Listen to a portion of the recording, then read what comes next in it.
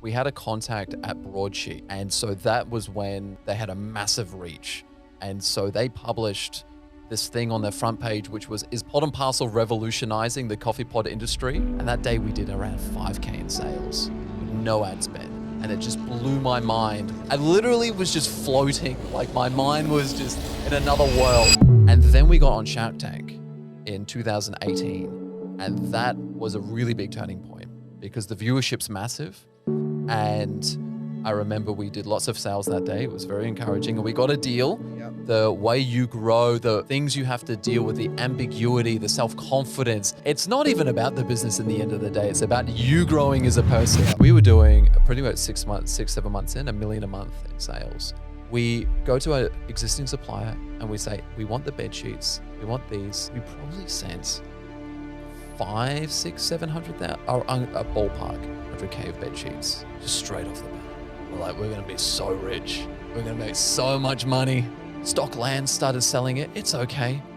Goes pretty well. Within 2-3 weeks, we get a cease and desist. And basically they say to us, give us all your stock and stop operations immediately. Just quickly before we get started, guys, if you've been enjoying the podcast, can I please ask that you consider leaving a 5-star review and subscribing on whatever platform you've been listening. It really helps the podcast grow. All right, we're back. Ben Goodman, co-founder of Sylvie, founder of Pod and Parcel. For everyone listening, I know a lot of people love e-com that listen to this, obviously from what I've done with Happy Skin Co. But this guy's done multiple 8 figures in e-commerce. There's going to be so much value in here. But I want to start at a different place before we jump right into all the Sylvie stuff. I was doing some research on you, as I always do with our guests, about how you got to where you are, and it was really cool. Like, there's a lot of similarities, or there's one key similarity about our journey that we'll talk about soon. But the first question I want to start with you is, like I said, I've done my research. I've heard you speak about business. You're a very intelligent man. I like the way you think about process and business improvement. But the first question I have from you, just looking at your past and what you did at uni, is, Did you always know you wanted to run your own businesses, or when did you start to figure that out? Yeah, good question. And the answer is absolutely not. Yep, same. Dude, I've no entrepreneurial spirit in my family. Yep. Like both my folks are therapists. Oh, so yeah. Yeah, they're from the UK. Born in New Zealand, came over, only child. So the only entrepreneurial thing I think I have is kind of some like weird level of discipline that I think you have as well. And the only child of 2 therapists would have been an interesting childhood, dude, right? Yeah, it was interesting, but yeah, being being an only child, I think you form this level of independence that you're able to, I don't know, it's like discipline, or you make your own fun. But basically, started out, did a science degree as an undergraduate. Like classic, had no idea what I wanted to do. You get kind of ushered, like, I'm pretty good at biology. Yep. And so I did a science degree at Monash, cruised through, no side hustle, no nothing. Like, I cannot express how unentrepreneurial I was when I was younger. Then after that, I graduated and I realized there was just nothing I wanted to do. Like, just not, like, it was either a researcher, or I could go on to be a doctor, but I'm like, I don't think I'm smart enough, so I'm not even going to try that. Maybe physiotherapy. Tried that for 6 months, dropped out, and then I was just like bopping around, right? I get like a little sales gig. I was selling fitness equipment, and I kind of like that. I thought that was. I think sales gigs are good, but I was more interested in like the business side. I remember the owner would like kind of show me the business side, and he had all these like training videos on HR and kind of all these different aspects, right? And I don't know, that just got my interest. And so I thought, all right, I should go back. I should go to get like a real job. And I just decided to do a master's in business. It had like a little sciencey twist, but I'm like, all right, I'll go and study again, which is again, not entrepreneurial. Did pretty well. I get a job 3 weeks after that as a business consultant. I'm like, all right, I've made it.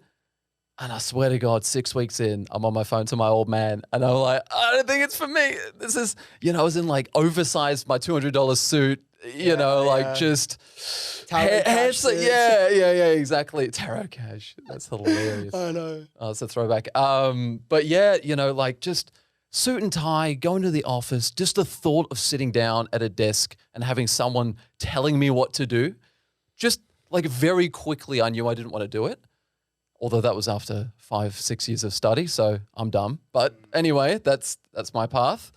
And no, really, it was out of the desperation. My old man said, you stay in that job for 2 years, because if you quit under 2 years, this was his theory. If you quit under 2 years, you won't get employed again. Yeah, no one's going to hire you, So right? you stay in there for 2 years and that's it. I'm like, all right, I got to figure it out. And by cosmic luck, I remember I had a manager. His name was Shay. Shout out to Shay. He was 5 to 6 years older than me. And this was back in 2014 when e-com was just, Shopify was just kind of growing. I don't even think High Smile had launched in 2014. No. Oh, yeah. I think so. Yeah, 14 or 15. But he had a little side hustle, Barnaby Socks. I still remember it, selling socks. And he was known as the sock guy in the company. And he had a cool Instagram account. And that was back when, you could send product to people and you would actually get sales and you would grow the account. And he would be on the phone to like a Turkish supplier, and he would, working with influencers, and the whole thing, it just sowed the seed that I thought I could maybe do that, get him to teach me how he's doing it. And even if I could cover my rent, that would be enough. And that just sowed the seed. It's interesting that it took that to show you, to put in our heads that, well, wait, like you can start a business, you can start an online business. It's the funny thing that I was going to say, I had went to uni thing, although I wasn't as disciplined as you to get through uni. I lasted probably 2 months in a law degree that I absolutely hated. Smart. Then, as I said, we won't get into the whole thing. I've spoken about it before. I did 5 years acting, and then I'm like, you know what? In acting, it's really fun, because I was like, with that law degree, I was hating it. And I'm like, could I put myself through this for 5 years? Absolutely no. So I did acting just to chase the fun, right? Just to chase the fun of life. And what's a massive goal that's going to excite me every day to wake up and enjoy the process? And that's one of the biggest things I've learned about being successful in life. And it's not just the amount of dollars. It's like chase enjoying the process. If you can find a goal that you're excited to wake up and work on every day, I feel like you're setting yourself up most likely to be successful. But with the acting thing, it was like, I didn't feel like I had enough control. I had to always be auditioning, please, can I have a job? And you wouldn't get it for these different reasons that were completely out of your control. So I'm like, I want to get back into like more of a stable career. I'm going to, get into corporate, and I'm going to do sales. So I did that for a bit, and it's interesting. Sales is like, if you want to get into a business, but you're not ready, you don't have the funds, I feel like the best experience you could do is work in sales. It's the closest thing you can get to actually being in business, because you essentially have to manage your own business. You have targets, KPIs, all that sort of stuff. There's a lot of shit work that you have to do, just like there is with business. But the first idea that ever got put into my head that I could start my own company was, there was a guy, he was selling pocket squares, ties, and socks. Amazing. And just, as a side hustle, probably making an extra couple $100 a week. But I'm like, wait a minute. That was the first time I realized that's possible. And then I'm like, if this guy can do it, surely I can do it. Yeah, it's just interesting. We were talking about how you were planning to move to the States, and made me think, do you think in Australia that the system isn't really set up to encourage people to get into business, or to think about business throughout their childhood, throughout school years? I think that's not just Australia. I think that's everywhere. Okay. I mean, the absolute path is you go to uni, you get a job. And this is from our parents, right? They went to uni, they got a job, and that was respectable. And you would stay there for 20 or 30 years. You would become what, quote unquote, a lifer. And you would just give your all to the company, you would get pensioned, and that was it. And it's only really recently that the amount of opportunity, and I think the landscape has completely changed. I think education has fundamentally changed since, I would probably say the 90s.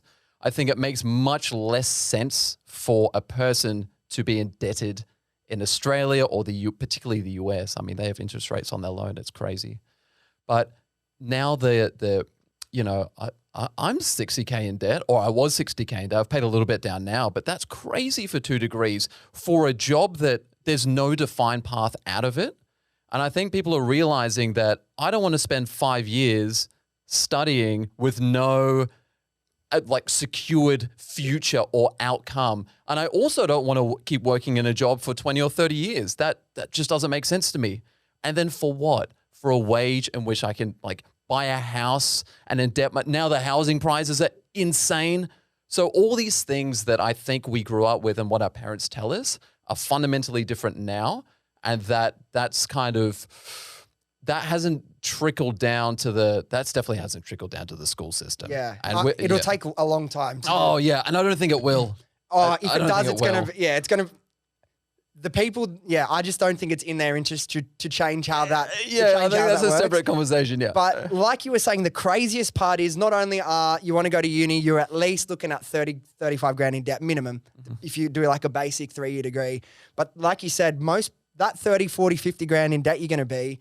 Most people just go into uni because that's the right thing to do. They don't even know, like you said, do I even like science? Do I want to get a job in science? You just get into whatever course you can get into with your marks and think that's the right thing to you. But then you're automatically signing up for 30, 40 grand in debt at a minimum. And sure, there's a lot of great value to having a degree, but like, I think more people should fucking take a gap year. Take a year or 2, 3 years off, even if you didn't get the ATAR to get into the thing you want. If you go in as a mature age student with like some things you can point to with career-wise, you'll be fucking way better off, in my opinion. Everyone's just in such a rush to get into uni as quick as they can, get that job to lock yourself into a mortgage, barely afford the repayments. And it's almost criminal to convince someone who's 17, 18, who has no life experience, to then get indebted $20,000 or $30,000. They have no idea how difficult that's going to be to pay back. There is interest that builds up on top of that, or at least inflation. You don't realize that there is interest on the Australian HECS, because it's not like the US. But that's what I didn't, because I had like $5 grand. I paid that off pretty quick. But my mates are like, I'm fucking paying off all these HECS. It's hardly going down. Yeah, exactly. And then this is what kills me about going to uni. What's the first thing that people say when they actually get a job? That they don't use any part of their degree. It's madness. Why are you spending 3 or 4 years to then get a job that's loosely related maybe to your degree, and that from the first day you realize that everything you studied is not relevant, or maybe there's a little fraction, there's a sliver of it. It's criminal. Like, it doesn't make sense. Let's say like there's certain industries that obviously uni is really important and it can't change. No. Lawyers, doctors, medical, that's engineering, that sort of stuff. But let's just say you were going to hire someone to be your marketing manager or marketing exec at Sylvie. What are you going to care more about? Someone that's done a 3-year marketing degree, or someone that has 2 or 3 years actual experience in e-commerce, building their own sites, drop shipping? What's actually going to bring someone to you with more skill set and value for you to shape and grow and train yourself? Yeah, exactly. And, and this is my point. It's fundamentally changed now, right? From like 30, 50 years ago, there wasn't that many degrees you could do. It was doctors or lawyers or the core degrees that actually meant something that you should be qualified for, right? You should have 10 years experience if you're going to cut me open being a surgeon. Yeah. Now, you can do like a Bachelor of Liberal Arts, yoga, like whatever it is. I saw something that was so stupid.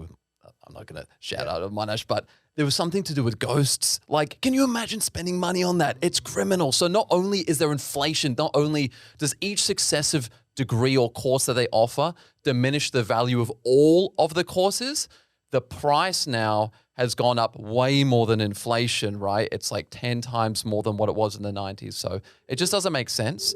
And you're absolutely right.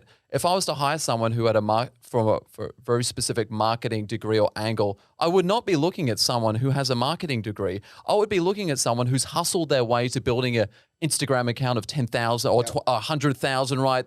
They've, one of we have a girl, Isabel, head of Sylvie now, and the best part of it, I remember when she came on, she had a side hustle that was successful, right? She was like a corporate banker, but had 1 or 2 separate side hustle businesses that she was doing at the time. And if you can do that and be a banker and actually make it successful, but that's what stood out to me, that that desire is there, right? That kind of that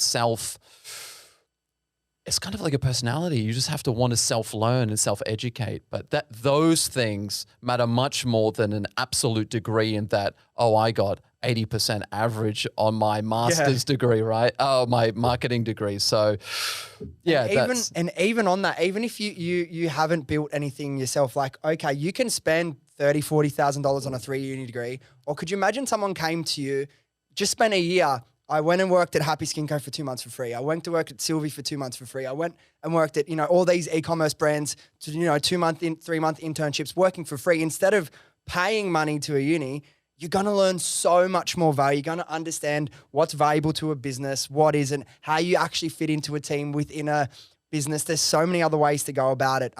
We're getting sidetracked. I don't want to talk about uni and education too much, but it's a really interesting point that came up. But let's go back to the sock guy. He's selling his socks. Where do you go from there? You realize that, look, it actually is possible for me. If this guy can do it, surely I can figure out a way to start my own business. Yeah, so I did try. And my first attempt, because I think you need many attempts. It's very unlikely the first idea or the first thing that you do is going to be successful. So I remember I had one thing. I was like, I was in the gym at the time. I was pretty big. I'm like, I will sell some protein powder, but I will give it. I remember, this is so lame. Let's say it out loud. That I was like, all right, what if each scoop, because there was this like, I remember looking at Who Gives a Crap, and they had the donation model. And I thought maybe we could do that for protein powder. Maybe each scoop could give, like whatever, like give some back to like a starving child. And I remember we called it Way to Help. And there was like 5 of us in. I got all my friends. And the group was so big that no decision was made, no individual responsibility, and the whole thing just frittered away. I remember even calling a branding agency, trying to go down that route. I hadn't tested it. It was just, I had no idea what I was doing. So anyway, after that clearly flopped, I was still kind of thinking of ideas for a few months. And this is probably about a year in, to be honest. And I saw that from, and at least Melbourne is very popular with coffee, the genesis for the first idea that Nespresso, their patent had just expired. And that meant that other people could offer their coffee pods. And they were just releasing coffee pods in Coles and Woolworths. And I thought, if they can do it, wouldn't it be cool if instead of Nespresso, which doesn't taste the best, imagine if we could go to like the best cafes in Melbourne and put their coffee and use their branding. And that was the genesis of the idea. And unlike the first one, it was just me, my business partner at the time, my mate who I was on a project with. I'm like, I tell him about the idea. He's like, yes, let's do it. And very differently, we put up a landing page and I try to get sales. I try to get sales immediately. I didn't read this methodology anywhere, but I thought I'm not going to waste my time on something that people just don't want. And so we had an Instagram account. It was a bit janky, but it was, sending people to a landing page, and we got like 100 signups, 120 signups. And I thought, if I could convert these at like a 10%, I'm doing the maths, maybe that would be enough validation. And so I put together a Shopify store and I sent an email saying, everyone, hey, it's available, come get it. Cause I thought I could produce this in like 2 weeks. Yeah. And sold like $1,000 worth on this day. I didn't That's have to, massive back then though, right? Oh dude, yeah. I was on a 40K wage after tax. My take home was 40K a year. So $1,000 in a day was mind blowing to me. I just invented money. And so, but that was the genesis. That gave me enough confidence that people did want the idea. And that methodology is the same process that I did when I launched Sylvie. And I've recently launched something else, which I can't reveal the name, but it was now it's on this kind of like a multi-million-dollar run rate, which is really exciting. But it's the $0 up front, launch and test as fast as humanly possible. When I think most people, they approach a business or an idea of, okay, I got to find a manufacturer. I need good branding. I got to get legal. I got to register a trademark. I got to do all these things that cost money, but you haven't done the thing that actually matters from the outset, which is just get a sale. Actually prove demand. And that makes the whole process a lot less scary. Because I think when you're starting a business, the prospect, particularly if I'm talking e-com, not agency, but e-com, if you are faced with the decision of putting $20,000 or $30,000 or $40,000 on the first run, that gets pretty scary, right? And it could be 6 months of effort or 9 months of effort if you're making product changes and kind of like a customization. So it could be 9 months of effort or a year, tens of thousands of dollars, and you don't even know if it's going to work. I couldn't do it. I just physically couldn't do it. I didn't have the cash. And I knew I just wanted to quit my job as fast as humanly possible. But that methodology has really served me. And that's what I did with Pod and Parcel. That was a multi-million-dollar business. I sold that in 2019. That's what I did in Silvi. I tested 5 or 6 different ideas, and Sylvie was the one that really gained traction. we raised money behind that, but we proved sales before we launched. I can't stress that enough. The most recent idea, the exact same thing. Go get sales, prove the idea, and then figure it out. So with that first one, you got the sales before you had any product. Mm-hmm. What did you do from there? Did you? Yeah. What was the next steps? And this is the thing. Like it's not enough just to get emails. It's not enough to get pre-orders like $1 each. You need real sales because that's the real environment. That's really testing it. Not just family and friends buying it, but just complete strangers wanting to transact and buy your product. What did we do? Oh, yeah, that's the question. What did we do?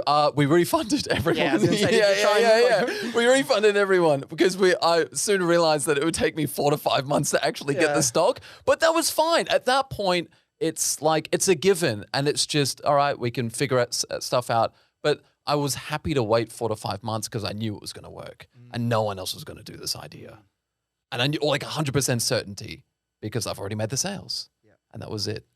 See, we definitely didn't do that with Happy Skin Co. We did exactly what you said, that you weren't in the position to do, but we spent 20 grand, 10 grand each, me and my business partner, George, at the time, worked 9 months on the idea, and we were just lucky enough that it was a fucking really good idea. Yeah. And it worked. But dude, talk to me about that first time, even with the sales you refunded, the first time that someone that you've never met on the internet has just put through an order. And you've realized you've created, like you said, you invented money. Yeah. What's going through your head at that moment? It's life changing. Yeah, I know it is. I even remember the name of the customer. I remember our first order too. Yeah. I remember her name. And yeah, she stayed on for a while. But in terms of actually getting that, you just realize it's possible. Like until that point, it's all theory. It's all... someone else can do it. You don't have that confidence in yourself yet.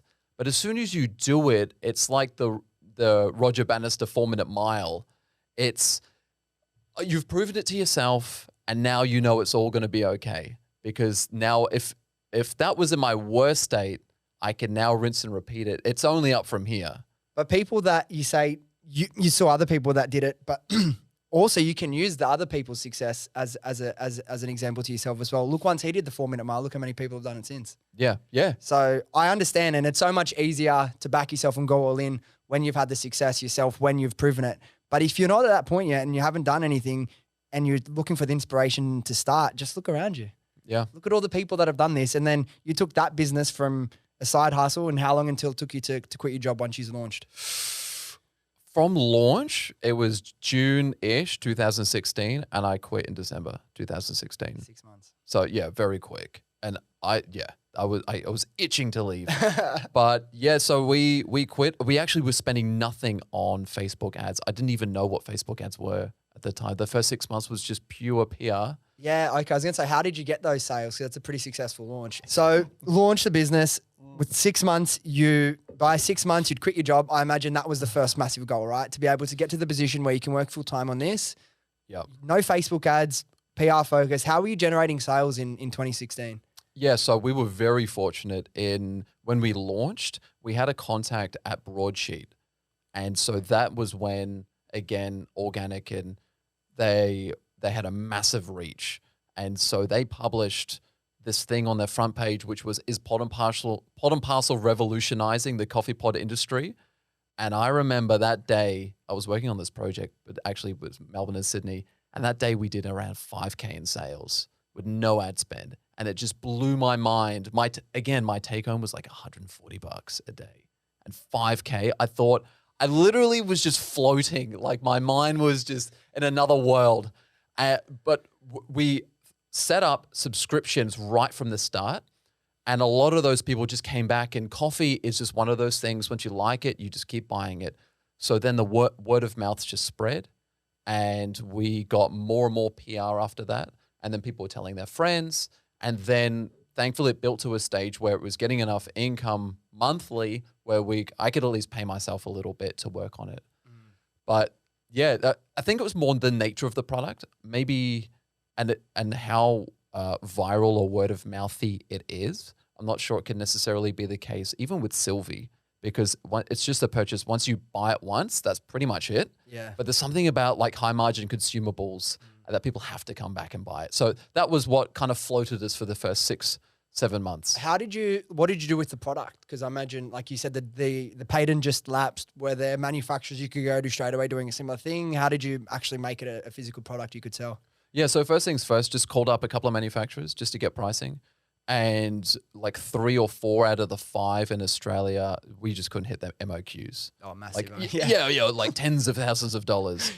And one guy, he was willing to basically just do it for us just as a, we just kept annoying him basically. Yeah. Like a million phone calls and he's like, all right. Sometimes you just need someone to give you a shot. Yeah, exactly. So yeah, he gave us a shot. It was for super slow production. It took like 3 or 4 months, which I'm sure wouldn't normally be the case. But that was basically how we hustled the first run. It was, I remember, and we also had to convince a cafe to give us their coffee and to use their name. And I remember we had this meeting. We got rejected by a bunch of people because coffee pods are the antithesis of specialty coffee, right? This was back in the day, 2015. 14, 15. And so we managed to convince one. He actually liked the flavor. This is the owner and the head, kind of like the barista. And we were off to the races. That was so we lined up the manufacturer and then we lined up the first brand, the coffee. And then after that, it was just much easier to get other people on board. So then we got other brands and then they would give a shout out. So we actually leveraged their audience. And so it was kind of a cool way. I didn't mean it to be that from the start. It sounds cool and intelligent in retrospect, but I think it was just luck. And they would give us shout outs and they would, kind of like help us build our audience as well. And over those 3 years between 2016 and the time you exited, what did you do to scale? Like what changed within the business? I know you were saying you brought on new partners, but did you start going heavy on Facebook ads at a certain point or? Yeah, so a few turning points. The first was being on Facebook. And this was when it was fairly novel. So we promoted the broadsheet article through as a Facebook ad, and that immediately started generating some more revenue and Instagram as well. We then got 100K in funding. So this through families and friends was actually a contact, and that was to change the supplier and make the product much more legit. So would still be my recommendation. Just launch something. It can look crap. Who cares? And then figure out once you've actually got demand and this traction, then you can figure out the packaging and make it look nice and get the good product images and the website and all that stuff that actually requires once-off money that isn't necessarily going to turn or like generate revenue in the immediate. So that was a big one. We changed supplier and the product looked way more legit. And then we got on Shark Tank in 2018. And that was a really big turning point because the viewership's massive. And I remember we did lots of sales that day. It was very encouraging, and we got a deal. Yep. And we did get a deal. Oh, We never got through with it. Yeah, I know, right? But on the TV, you shake the hand, and we didn't go through with it because we thought, well, we've already raised money. It was a bit of a PR thing. Yeah. Which they were fine with. Yeah. Yeah. And so that was a big thing. And then we started doing and then it was really just going back to Facebook ads and just doubling down and realizing, I can't remember who said it or where I saw it, but it was something like you should do 10x or 100 times more ads than what you think you're doing. And then I'm like, all right, I should just put out more. And that was literally it. It was just spending incrementally more. We had this compounding effect where we would get them and they would come back and buy and they would tell their friends, and we had subscribers. And then it was just a matter of letting time figure itself out. Were you guys profitable on the first sale, or did you just aim to break even then make the profit off the second, third, fourth sale? Never unprofitable. Wow. Yeah, never unprofitable. I'm not sure if that could be necessarily done now. Difficult. It can be. I know it can be done now because I just did it with a new thing, but it is very difficult. And I think you now kind of necessarily going through Facebook, you just have to kind of be a bit more sharper and kind of like how you structure things. Yeah. But yeah, it's definitely more difficult now. Yep. Yeah, it's crazy. That's why I like products like Sylvie, like Happy Skin Co. still are, in a way, they're easier to start because you're making a lot of dollars profit per sale, and you can afford to spend $100 acquisition if my product's $250, $300. But for people that are selling like a $30, $40 product now, it can be difficult. Like I know a really, really, really smart business person killing it now, but like same sort of a product, lower price point, consumable, took 6 months to start making profit. And now the momentum is building and it's absolutely killing it. But it can be difficult, right? Those early days. Yeah, I think let me ask you this, on your new business that you've been able to do, what do you think were some of the key things that you did that would enable you to be in the green from the start or in the black from the start? Oh, with Sylvie? Or the new business. So it is a consumable and it's very high margin. And this is one of the bigger learnings for me is how important the industry and the product is from the get-go. I think it was said in the Zappos book, the guy who founded Zappos, I think it was Delivering Happiness, that the number one decision you can make, which is like poker, is what table in business is what table you're sitting down. Like what industry are you in? Is it growing? Is the product easy to get? Is it hard to get? And so this new product, it's really hard to get in Australia. It's kind of easy-ish to get in the US. So we're arbitraging the regions there and it's high margin and it's a consumable. And so those things allow us to immediately start compounding, getting customer, you can spend $1 today or $10 today and someone's going to come back and purchase in a month. So that's a little bit different, but that is a fundamentally different business than Silvi, which I've learned, which is like a one purchase thing and that's it. Maybe it's like that with Happy Skin Co. Yep. The lifetime value is the AOV. Pretty close, yeah. Pretty close, right? It's really hard to sell people more stuff. We learned that trying to sell bed sheets. I heard that interview of you guys. We had a similar thing, yeah. Yeah, we obviously the hero product is the pillowcase, which we launched during COVID, which was good timing. I'm sure COVID went very well for you guys as well. Everything bringing home, you can't go to spas and salons, so massive, yeah. I can only imagine. But then we had massive issues. Like it was cool for 3 months, and then like couldn't really make much stock, and then when that was made, it was sitting in DHL's warehouse in Hong Kong for 3-4 weeks, and then got to Sydney. We're like, yeah, sweet, it's in Sydney. Took a month to get released because DHL were busy, sanitizer, face masks, all that stuff. So it was fun. It was like a 3-month Black Friday, essentially. But then the next 3 months after it, no stock and things are a little bit harder. Kind of evened up, but it was it was good for e-com businesses, as you know. Yeah, so it was very good. We launched with Sylvie. And again, that time when we did launch, we were fortunate enough, we raised a little bit of money before we launched, just on the back of one of the investors was actually a Pod and Parcel customer by cosmic chance. So when he heard about that, and it was Max's contact, my business partner, he wanted to have a chat, and he basically took the risk and invested in us and the concept. But that gave us a little bit of runway to start with. We ordered a lot of stock coming into Christmas, and then it was Black Friday 2020. Right, you can imagine everyone's at home, and out comes this cool new product, it was titled the Anti-Acne Pillowcase, and it just went absolutely gangbusters. In the first 6 weeks, I think we did about 350K. Selling a pillowcase in Australia is not bad. Yeah, it was a white pillowcase, a white silk pillowcase. Yeah, and we grew from there. But there were growing pains like you. We were out of stock a lot. It was doing a lot of pre-sale. It was a lot of just sending people emails. It's going to be a few weeks away. So sorry. And then in a few weeks, it's going to be another few weeks and, trying to manage refunds. We had, when we launched Happy Skin, because our whole initial order was 110 units. We had 10 for influencers, so we had 100 to sell. Sold 8 in the first week. And then we just take all the money, as much as we can afford, instead of 100, 200, then 500 units, 1,000.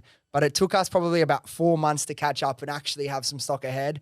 But we were doing the emails, of course. But talk about, how you laugh at the things you did? Fucking hell, man. You know what I mean? We did, bro. Because we were just like, we managing refunds as best as we could. If anyone wanted a refund, we'd do it. But we're just like, let's just get the money in. We're like, we need to seize this opportunity with everything we got. We had not handwritten. We had physical sorry cards and thank you for waiting. And we had like these little love heart lollipops that we put in, we posted to everyone. I'm like, sending physical cards with love heart lollipops that we're sorry and shit. Like, fuck, It's only your first business you do shit like that, man. Yeah, the handwritten notes. We did that with Pod and Parcel. Yeah. Every box, me and my business partner, before we had a 3PL, it was like, thanks for your order, Jim. Yeah, I really appreciate it. So launched during COVID, but Did you start working on it pre-COVID or like while you in COVID when you started working on the actual Sylvie idea? No, well, it went like this. I sold Pod and Parcel in 2019. I'm like, I'm gonna travel the world. Yeah. I will see everything. Whatever. And my partner's from Colombia, so my first stop was Colombia, and this was in January 2020, and we were in Bogota, and literally a month later, bang, COVID. And it was getting really difficult to come back to Australia. They closed the borders. It was getting really expensive. Flights are ridiculous, right? Dude. And the quarantine as well. 2 weeks in a hotel room, which we eventually did have to do, which sucked. How was that? It sucked. Yeah. It sucked. I think we paid thousands of dollars to not leave a room. And there was no window. There was a window, but no open window. And they would bring you a ham sandwich for lunch. There you go. Yeah. You know what? I'm weird. I never did that. Like the hotel quarantine. In a way, I wish I did, just to be like, oh yeah, I know what that was like. You know what I mean? But were you in Australia? I was in Australia. Okay. Yeah. If you're overseas, yeah. But no, with Sylvie, I tested 5 or 6 different ideas, and this is something else that I've learned is that probably the first idea or the one of the ideas that you think is going to be good is probably not going to be good, and so you should just test if you can 5, 10 different concepts. And then find which one works. And then the odds of success are greatly in your favor. How did you test them? So, first things first, you just need a list of ideas. And so there are ways now using software online where you can find ideas and mental models, the way you can think about how to change and kind of make product changes and how to differentiate yourself. But basically, we had a list of probably 20 or 30 ideas. And then from that, we filtered down through like, what are the 4 or 5 best ideas? And this would be, is it repeat purchase? What's the margin like? Is it easy to send? Is it easy to make? Like, we didn't actually know because we didn't want to go in to find a manufacturer at the time. But it was like, to our guts, does this feel right? And so we tested, I think it was probably 4 or 5 different concepts. To give you an example, one of them this was back in the day when they were in Australia, but they were detergent sheets. I wish I had have launched them, the little detergent strips that you get. Do you know what I'm talking about? They're like little bits of paper, and you tear them off, and they are detergent. There was a company in Canada, True Earth, and they were what do you use them for? To wash your clothes. Oh, okay. Yeah, my partner will laugh, of course, and I know you sorry. But there were, again, that was a company in Canada, the fastest growing company in Canada, selling these little detergent strips. So anyway, we tested that. We were testing deodorant that had silver in it, which we saw another company do it in, I think it was the Netherlands. And we thought that's a pretty cool idea. There was coffee that was infused with adaptogens, copied from 4 Sigma in the US. And I think there was something else in there. And then there was also Sylvie. So now we are testing 4 or 5 different ideas. And now we're trying to get sales on all of these ideas. And we actually got sales for every single concept. But Sylvie, when we turned that on, it was like 3 or 4 sales within half an hour. And I remember the first day it was like 500-ish, maybe more. Like in an hour, we'd done like $500. It was just immediate money printing. As soon as we turned on a Facebook ad, it was just sale, sale, sale, sale. And the click-through rate was incredibly high and all the leading indicators were there. And I thought, this is it. This is like, I knew it. Right? I wasn't talking to Max or my business partner at the time. This was just me trying to figure out how to get a little side hustle because what else are you doing in COVID? So, and then I give Max a call and I say, hey, I've got this idea. What do you reckon? And then he's like, let's do it. So, but that was it. It was me testing multiple ideas. I think that's really important. So what did you do? Do you build landing pages for each of these or? So landing pages to the extent that I built a full Shopify store. Oh, full sites, yeah. Yeah, a full site. I would change the configuration on Shopify to go manually capture the payment. So I didn't want to actually take the money. It was no use to me. That wasn't the purpose for it. But it was basically like just a hold on the card, getting people to check out, and then like their purchase, no money's left. But I can very easily go back in, void it, and say, look, so sorry, this is out of stock. We'll probably launch in 3 or 4 months. Are you interested? And then maybe ask them like, why did you buy? Like, what was it that, Why did you buy? And that was basically it. The idea is not to do this on a big scale because, you don't need much to validate a concept. It's just to actually build a baseline and see, okay, between the coffee and the deodorant and the strips and the pillowcase, what's the winner out of this? And what sort of creatives were you running for the test? Video or just static? Just one photo ad. Just we would get a photo ad. We would get it off Adobe, just stock images, and it would be like the same copy for every single thing. Introducing X, the new solution, the new mechanism to solve your problem Y, and then it would be dot points underneath. Like we would be like delivering from Australia or Australia first. Kills bacteria linked to acne.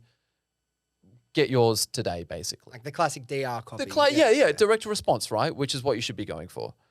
We would send people to the Shopify store, and then we would make sales that way. And that's basically how we validated the concept. We did that it was just a day test, really. Maybe you can do it for a few extra days.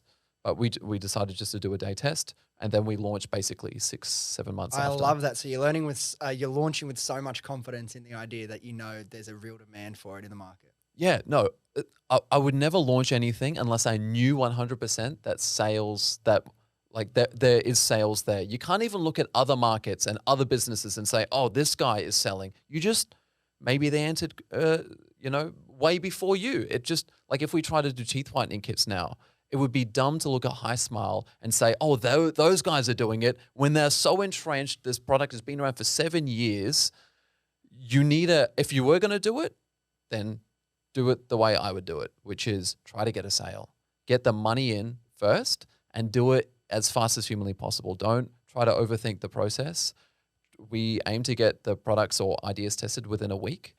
And so now, if you can imagine, you can just pump out ideas and with a high confidence interval whether it's going to work or not.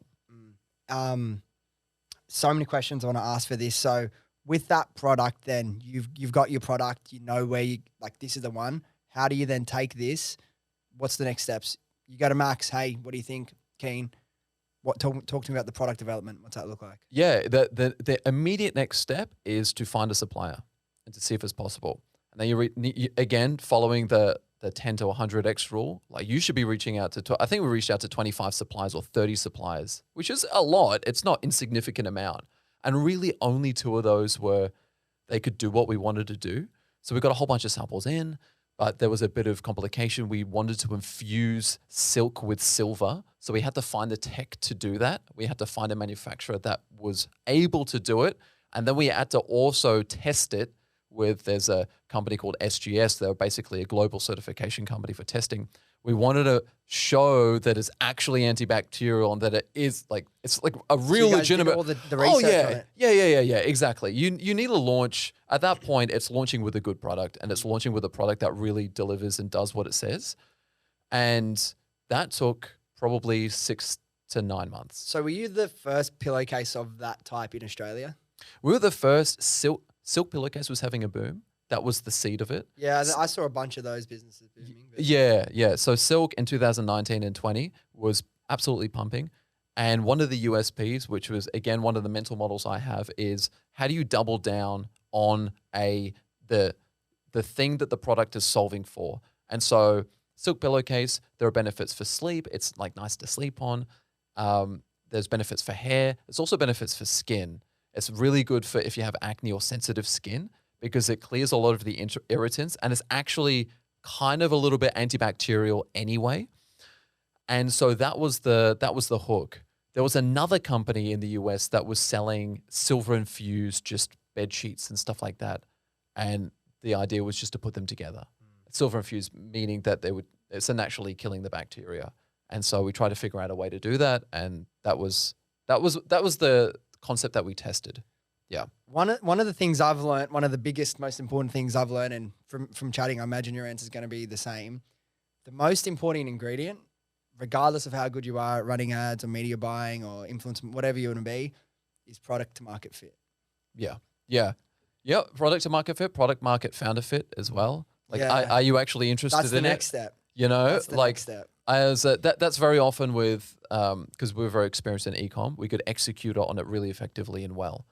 It would be a different story if I try to launch a SaaS company or an app. I don't know how to code. My product, my founder fit is very poor. Even if I have the best app idea, it could have been Facebook. I couldn't execute on it. So that the opportunity has to fit you in a way as well, not just the opportunity meets the market and the timing. For sure. What do you look at? You said you have like a bit of a criteria. What are you looking at when you're looking for a new product to launch? Like, not a new product to launch in Sylvie, but like, okay, next business. What are you looking at? What are you identifying as these? What are these key indicators of an area for opportunity? Yeah, so it's a good question, and it really depends on the product, but really niching down, can I make this for a specific person? Absolutely, go. And no, as in like, can I, if the product exists, Okay, yeah. but maybe it's something for men, or okay, here's a great example. Here's a great example. It was like toilet wipes. There's a company in the US called Dude Wipes. Yeah. So how do you make it for guys, right? Like that, and make, what do? They make it slightly larger. That's their hook, right? And they have like silly poo and, you know, like those puns. Their emails are hilarious. But one would be changing the product in a way to better serve a market. And that's pretty much the best way. And is that easily done? I don't think you necessarily want to launch a product to begin with that's going to require a whole bunch of customization and a year R&D. I think you just want to get it out there, get the money in, use that money to then differentiate the product. Money first. Launch something generic as long as there's maybe, as long as you can do that and it's enough to get traction to begin with, then you can use that money to invest into product development. I think that actually most of the differentiation comes later after you've launched, right? You can even, as I'm sure you know, you can launch a product and just sell it better. You can call out the product features and you don't have to change it at all. You could just have a better website and that might be enough for you to get going. And so that was it was quite easy in the end not easy, but it was simple enough to launch Sylvie with the silver infused. If it was any more difficult, like literally, like we were explored, making silver threads in the pillowcase, that became too difficult. And so it was like kind of a solution that we could apply to the pillowcase that would stay in, and that was the easier. So it's kind of like picking the lowest hanging fruit along the way. Yeah, that makes a lot of sense. Too many people get caught up with the perfect idea, the perfect product. Everything's got to be perfect. I think it should be to a certain extent because, in my opinion, like you said, it is a little bit harder in 2023 compared to 2016 to just run a basic ad and get sales. Some people, if you have the skills, will, but I think get it to a certain extent and launch, particularly if you've tested it and you know that there is some demand there. I think that's really important. I want to get into some of the stuff you guys did to obviously grow Sylvie into what it is today. But before we move on to focusing just on Sylvie, that experience that you had with the coffee business and you exiting, what do you think's the biggest lesson that you learned about yourself or about business that you took forward into Sylvie and everything you'll do? The biggest lesson? That's a good question. It's hard to say the biggest lesson. I think there were multiple lessons. I think there's a lesson from a personal perspective, which is I don't think there's a industry you can go in that has a bigger growth opportunity personally than entrepreneurship. And that was very clear to me to keep doing it. The way you grow, the things you have to deal with, the ambiguity, the self-confidence. It's not even about the business in the end of the day. It's about you growing as a person. Yep. So number one, that is by far the best outcome from the first business. I had the confidence to do Sylvie. Yeah. And there's another question I want to ask you about your exit. Now, I read I heard somewhere that you exited right before the COVID boom, sold it to some guy. Yeah, about me selling the business and then a year later being sold for 5 times what I sold it for. That hurts. Yeah, it's, what can I say about that? I think I don't regret it because it was the right decision at the time. And at 2019, who could have predicted that there would be a global change pandemic that would completely alter business for at least 2 years, 3 years, and that you wouldn't be able to go to the supermarket, you wouldn't be even allowed outside, and the demand basically kind of 5x, 10x for every business that was pumping online. So I couldn't have predicted that, and I sold it in 2019 to the investor who actually originally invested. It was a family office. And, they were going to do a really good job with the business. I really liked the guy. They had a great vision for it. I had been running it for 3 to 4 years at that point as well. And I just felt it was time for me to move on. I was 28, 29, I think. And I was just obsessed about traveling and going off and doing other things. And I almost wanted to prove it to myself that I could sell it and then figure it out later and I could do another business. Because the first time you could be lucky, but the second time you ain't lucky. Yeah. That's you know the game. And so anyway, I did sell the business in 2019, and then I stayed on for a little while, probably 9 or so months doing the marketing, and I could see right at Feb, March, the revenues just explode. Yeah. And fair play to the family office who bought it, because they absolutely timed it to perfection. And they also played it very well. I won't go to the specifics, but they had they played it very well in the way they sold it and how they positioned it to the buyer. And I would not have done that. So I wouldn't have sold it at that time, and I wouldn't have taken it to the point at which they could have commanded that price. The guy was in M&A as well, mergers and acquisitions. I was not. I'm a pleb. I had no clue about that, and he was very au fait and experienced. So there's a classic opportunity meets the right person as well. Yeah. So yeah, it does sting a little bit, but it all worked out, for a reason, for the best. It's just one of those things. You just have to smile and laugh about it, because like you said, there was nothing. You made the right decision for yourself at that time. And plus, who knows, if you were doing that, Sylvie, would that have happened? Would it have happened how it happened? So, it never would have. Yeah. Everything would have been different. Yeah. So, you can't look back on things like that and kick yourself. You just have to learn and have a laugh. Yeah, you got to do that. So that 350K in 6 weeks, I think we hit like 1 million in like 3 months, but I think that was even faster than our... 1 million a month in revenue, or 1 million total? We hit 1 million in total revenue in 3 months, and it still is fucking mind blowing. Yeah. But how did you guys, we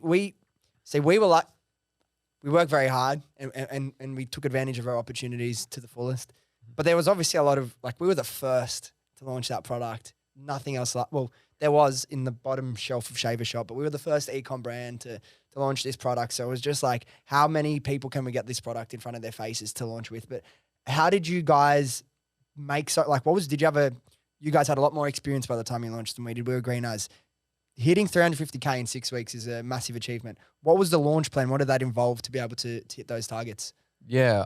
Firstly, at Happy Cinco, I think I heard that in like 2018, 19. You were pumping it then. So we were across it. The ecom community is small enough in Australia that we were like, these boys are doing something right. I wasn't super close to it, but I had absolutely heard about it then. So yeah, it's interesting to hear the numbers that you were doing. Yeah. But for us leading into the launch, we basically came into it right around it was timing as well, coming into Christmas. We launched November 1st, and we started with an influencer push.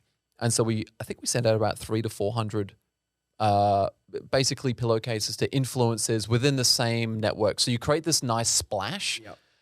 Then we went very hard with ads, and this is photo ads. And also we paid an agency, I don't know, Brand Booster, if you know those guys. Yeah. They're over in Perth. Yeah, I know that Jai. Yeah. So absolute hustler, created some great videos for us.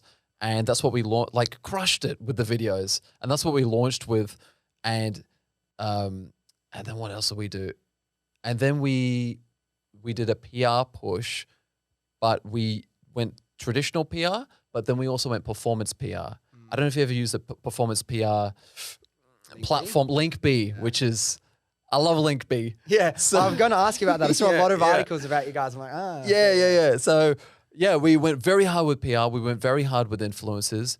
We pushed the Facebook ads, the quality. We put out 10x ad, like an insane amount of ads. We were constantly testing the homepage and the product page, CR. And we had this article, and I remember news.com, which was basically this great article write up, and that had like these before and after photos, and that just basically exploded. So yeah, it was timing with aggressiveness. We had a little bit of money, funded the investment to be able to do that, right? That's not in the reach of everyone, but that's basically what we did. And then we also had the stock to fuel that. So we could actually service the demand, which is a big one. Yeah. You know? And how do you find PR and the performance PR works for you guys? Oh, performance PR is really cool for two reasons. You can get into magazines that are really high up, and they might not necessarily be the best like fit, or they might not make a lot of sales, but they seem very reputable. Like especially in the US, Refinery 29 and what else is there? Like Vogue, and like you can get HQ and all that stuff. GQ rather.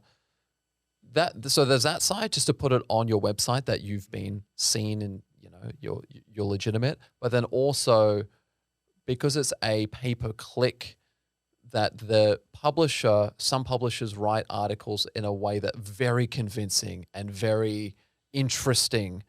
And so we would be features on BuzzFeed, and that would just explode for us because they are shameless and they just go hard on the sales copy. Yeah. And so it was this like nice 1-2 when people go to our site, we look very legitimate, and we were obviously, but we were getting much more qualified clicks as well through BuzzFeed and through, 10 squillion different other articles. And then we could retarget them, obviously, and we would capture their email. We did this. I'll share this little hack. Go for it. We basically, you don't want to give a discount up front. What we did was we had a spinner wheel, and it was a secret spinner wheel. Everyone does this now, but we were one of the first at the time, and it was get your secret discount, but you have to get to checkout to find out what it is. And at that point, people have already gone through the purchase process. They've added a thing that they want to the cart. They've said yes internally a million times. And then they get to the checkout, and then they know they've got a discount, and then they're putting it in, they're putting their name in. Like, it's just that it's getting them warm, right? And that converted like crazy. And we would have their email address that we could then target them on the back end with a Klaviyo email sequence. Yeah, wow. So that was very, very effective. We don't use a spinner wheel anymore. One, site speed, it kind of makes the site a bit slow, and just maybe not the greatest for branding. But then I think when you're starting out, who cares about branding? Exactly. You just need money in. Everyone talks about looking after brand, and even on that, like, I don't want to even do a sale or a discount because it's going to hurt my brand. Doesn't matter if you're hurting your brand if you don't have any sales. Like, what brand are you protecting? Yeah. And be like, nah, if you put your product on sale, no one will ever buy it. Like, when it's full price, mate, okay. Like, you've sold 5 units. And to that point, you should see some of the ads that we put out to begin with. Like, there was just no branding whatsoever. We would put out memes to see if they got sales. We would put out video ads, influencers from all different types. You actually have to test to an insane degree to find out what actually works. So you really don't have a brand to start with. All you're doing is intelligence gathering, getting enough information for you to arrive at a high quality conclusion. And that is, these customer groups buy from us. When we launched, we sent our pillowcases to, say, like the 18 to 24-year-olds. Wasn't them. They never purchased, although they loved the product. It was the mothers buying it for their adolescents. It was a massive market. Didn't even think about it. But you can only get to that point if you're testing and through a lot of data.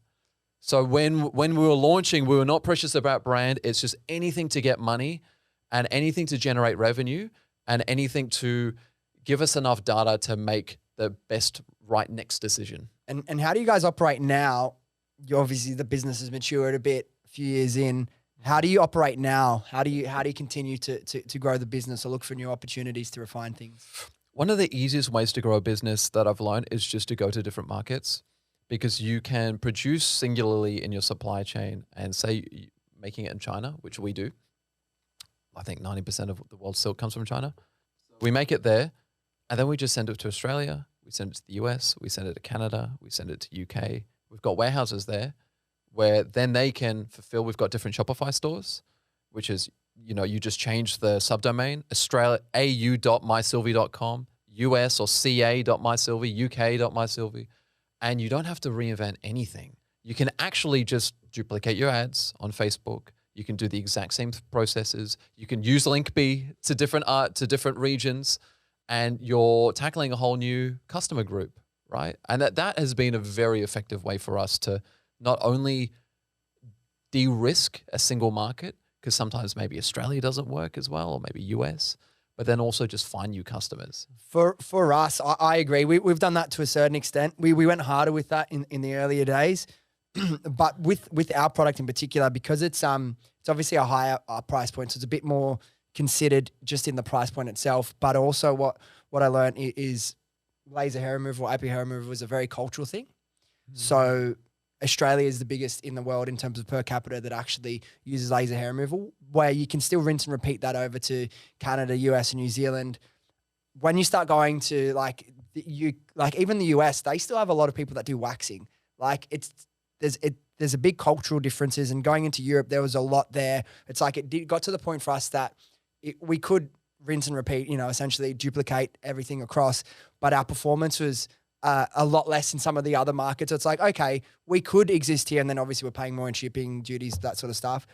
We could exist there, but really for us in our product, we had to identify it probably needs its own strategy and needs its own, everything needs to be bespoke and catered to this. Do we want to invest in that right now?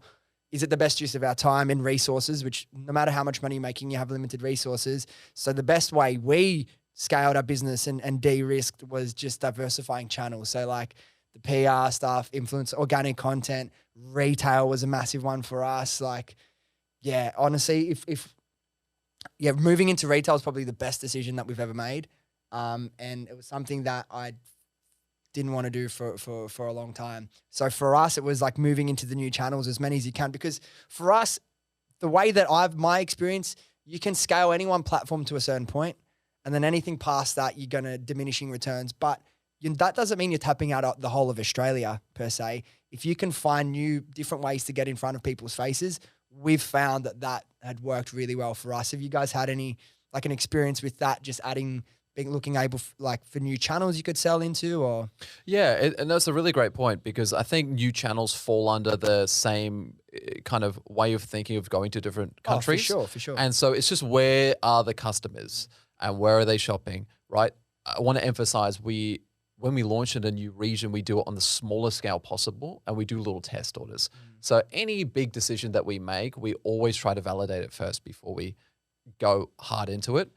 In terms of physical retailers, we actually are just going through a big rebrand. We've changed the name. It's not going to be, I almost just said the name. It's not going to be Sylvie anymore, TBC, but basically now we have worldwide trademarks, which becomes a thing when you want to go onto Amazon, when you want to look to get acquired, when you want to just protect the brand.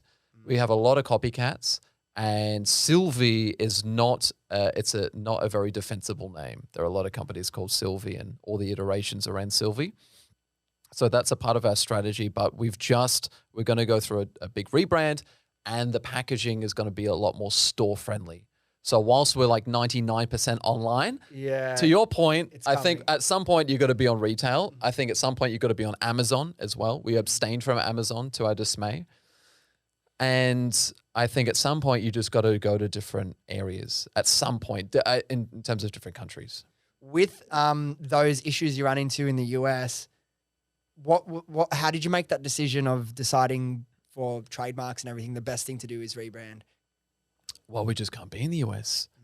There's another company that is not wanting us to be there, and the US is quite litigious. And these are things that you don't think about at the start. Certainly I think about them now, but you don't think about it at the start.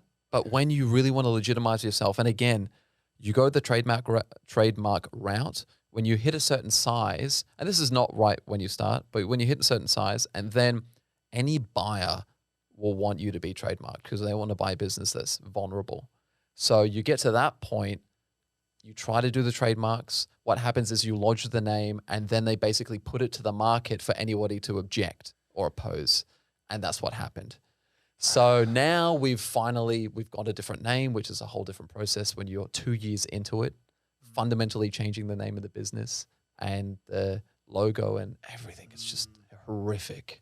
Yeah. And so you just, we've had similar experiences, not to the extent, like we've got all our trademarks in our core classes anyway, but for some certain areas we wanted to expand into. Yeah. You don't know the first time. Everyone's like, why haven't you launched a skincare product? Yeah. Didn't think of that. Of course. Yeah, of course. Try to do it. There's another Happy Skin Co face mask. Yeah. And it's just like, for us anyway, it was a fucking pretty shit period going through all that, trying to make a decision. Do we rebrand? Do we what? All going through explored all the options, which I can't even talk about, acquisitions, rebranding. And we just decided we'll just fucking double down and smash everyone in IPL. So, yeah, it's fucking, you don't know the first time you launch a business, man. And think about Happy Skin Co. What an amazing, easy to remember brand name, But, yeah. Once you try to come up with a name and then you go onto the US trademark search database and the WIPO or the European trademark search database, and you type in the name and there's 10,000 iterations, and we have a lawyer as well.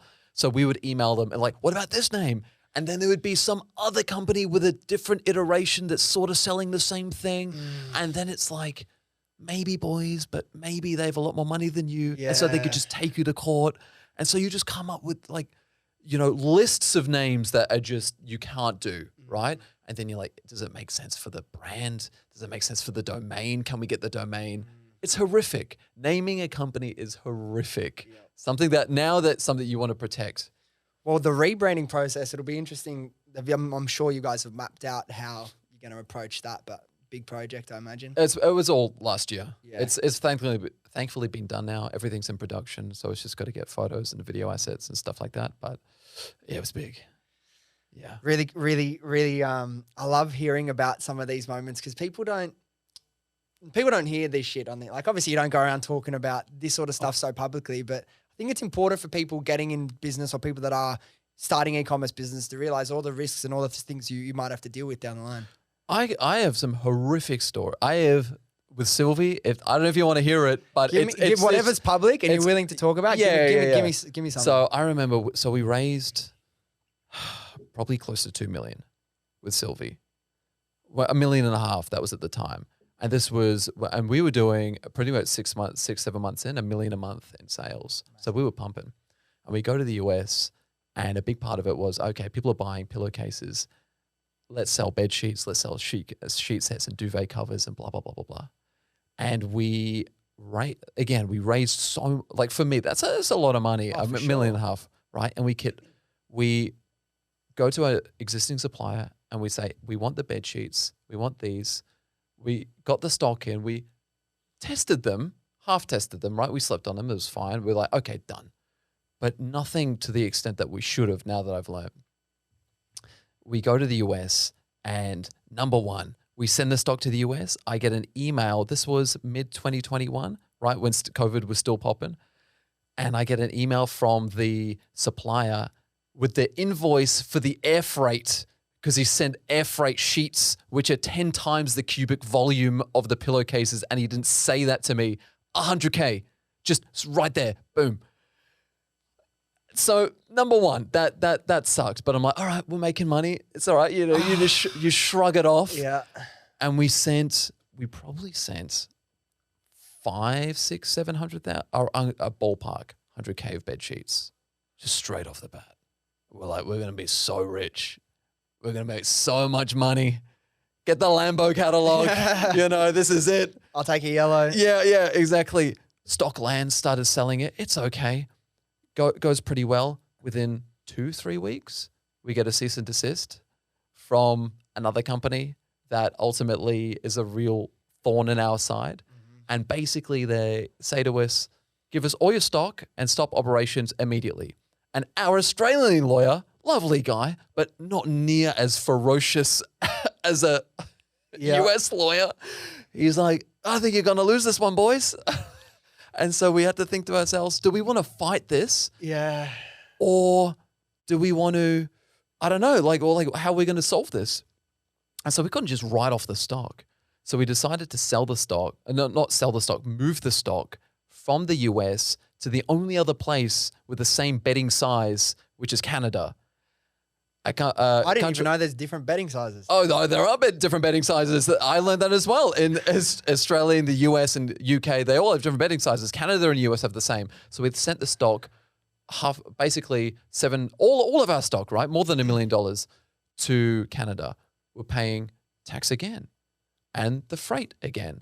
That's another 100K. And now we're in a market that's 10 times less smaller than the US.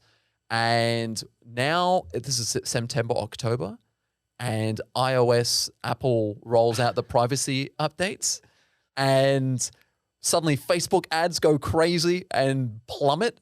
And what I also didn't know, and it was my first year in the US, is that their winters in Canada are crazy. Oh, you don't want silk sheets. Not even that, but getting the product to the customer. We would get charged by FedEx $30 Canadian for every shipment to a customer. And they would just like turf it in front of their houses, and they would freeze over, and people would complain that like the whole thing's destroyed, frozen bed sheets. And then so that was a whole issue. So suddenly our unit economics are just destroyed. We can't acquire customers like what we used to. Suddenly the cost of acquisition is twice as high. The size of the market's 10 times less. And now the product complaints roll in about the bed sheets being, there's fraying and pilling and da-da-da. And it was just like, it all came to a head. I had expanded the team to probably 8 or 9. And then it got to around Jan or Feb, and we'd lost like 50K for 3 or 4 months, just every single month.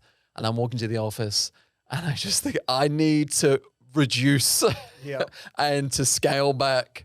And some tough decisions were made out of forcibly the nature of the business. But though that decision to go so hard and break my mental model of always test first cost us so dearly that it was like 18 months. Really, until now, we still have some of the stock that we can't move. But that, for as much as Sylvie feels like a success story and how fast we scaled, there are things that, there's a yin to the yang in the business world, and there were some pretty low periods there. And you need to constantly, no matter how successful your business is, you need to constantly pivot and adjust, or you won't survive. Let alone grow, you won't survive. You're getting punched in the face daily. Sometimes it's a jab, sometimes it's a right hook. Yeah. Or sometimes it's a straight. So, yeah, that was a big one. But again, the joys of business. What goes through your head, because I've had moments getting letters that you don't want to fucking get. Yeah. What goes through your head when these things pop up? How are you feeling? I felt like that was my second rodeo, and I was pretty resilient, but I'd never dealt with the cease and desist. I've never dealt with the amount of money and the scale that we were doing. So it was still fairly new to me. And I think you just take it to a place where you either maybe freak out, or you just go into this numb mode where you execute and you don't think about it too much, and you just deal with it as it comes up. And it's like, you almost go into this, what do we do? How do we solve this? We're never out until we're out, until we have no money and no customers. Yeah. So there is a way to figure it out. And that was the mode that I think I went into. To me, because it's in my opinion, it's so much harder to make decisions when there's so much weight on if you choose this way or that way, the consequences are massive. To me, you just have to be okay with, from this position, what's the worst possible thing? And if that happens, fuck, I'm still sweet. Got to accept it. Got to move forward. Got to accept it. Yeah. Can't beat yourself up too much about it as well. Yeah. I think no decisions really made in isolation. Well, it should be. And so, yeah, it was just, how can we learn from it? And we're still around, and we've recovered, thankfully. And so it's all good. It's all good. It makes the story that much more interesting. Yeah, exactly. And we'll start to wrap up because we've been going for a bit, but I want to ask you a couple last questions before we finish. How's going from someone that had a successful brand, exited, and then going into your second brand, how do you still maintain the importance of, or the understanding the importance to approach everything with a learning mindset, and that you still have so much to learn when it can be easy to, I just made $5 million a year with my business, exited. How do you not let that confidence cloud you? As Jeff Bezos says, it's day one. Every day is day one. Otherwise, you just get beaten down by the world. And there are competitors out there looking to take your bread. And so you really need to be on top of the game. The world moves so fast that you cannot just sit back and think, I know everything now, particularly when it comes to business and marketing and all that stuff. And with new technologies, you just have to be on top of it. You have to be trying the new thing. You have to be thinking differently and being more resourceful than your competitor, because there are people coming for you. That's it. There are people coming to take your livelihood. It's you against them, player versus player. It's a zero-sum game. Every time someone else sells a pillowcase, for example, we do not. There's a customer that will not come to us. So it's a combination of just life lessons. You really have to stick to your principles. I think getting clear on your principles and operating principles is really important. How you think about life and how you go about what you do. And I think being a lifelong learner and being humble are pretty important aspects to that. Well, especially when you're in e-commerce, look how quickly things change. I bet you look at what you do now, like from the start of Sylvie, look at from the start of your first business, how different the landscape is. And then we have things come out like ChatGPT, which I'm sure is going to massively affect e-commerce in our world over the next forever, probably. Yeah. Like AI, you can never rest on your laurels. Yeah. Yeah. Dude, there's so many.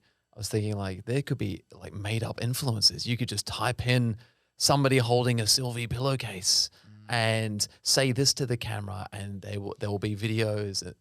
You won't even know what's real and what's not. Yeah, super exciting. Crazy world. So last thing, we'll finish up. What's 2023 look like for you and Sylvie? You've obviously gone through that. Everything's stabilized. What does the next year look like for you? And how do you approach setting your goals both personally and for the business? Yeah, few ones in there. Goals I set at the start or the end of every year, and kind of just coming to the start of the this year. And I try to divide them up into different categories. So there's, financial kind of goals that I have, business goals, hobby skills, travel, exploration, and seeing what I can do this year to kind of fit into my, my 5 or 10 year kind of loose life plan. It's very loose. In terms of Sylvie, obviously going through the rebrand, we spent a lot of 2022 to execute on that, and I'm excited to roll out in the US, Australia, UK, Canada. Everywhere. No problems. Come at me, boys. With no, hopefully no cease and desist. I think we're good now. Yeah. Go on Amazon, maybe follow your strategy and try to get into retail. I think would be really exciting, and just start to solidify the business and grow it rather than trying to play catch up. I think that's 2023. It's exciting times ahead. Look, man, we could talk for it easily double what we did, and maybe we'll chat off air about some other stories and stuff. But thanks for coming on, man. Really, really enjoyed chatting to you, and keen to obviously stay in touch and watch what you do from here. And we're still babies in this game. So again, congratulations on your success so far. For anyone that wants to find you, where's the best place to get in contact? Yeah, just go on LinkedIn. I think if you just type in Ben Goodman Sylvie into LinkedIn, that's the best place, and we can connect through there. Awesome. All right. Thanks again, bro. Appreciate it. Easy. Thank you. All right, guys. Thank you so much for listening. If you enjoyed this episode or you got something out of it, do yourself a favor, do me a favor, do your friends a favor, and share this with them, and they can come along on this journey with us. Thanks again, and I'll see you next time.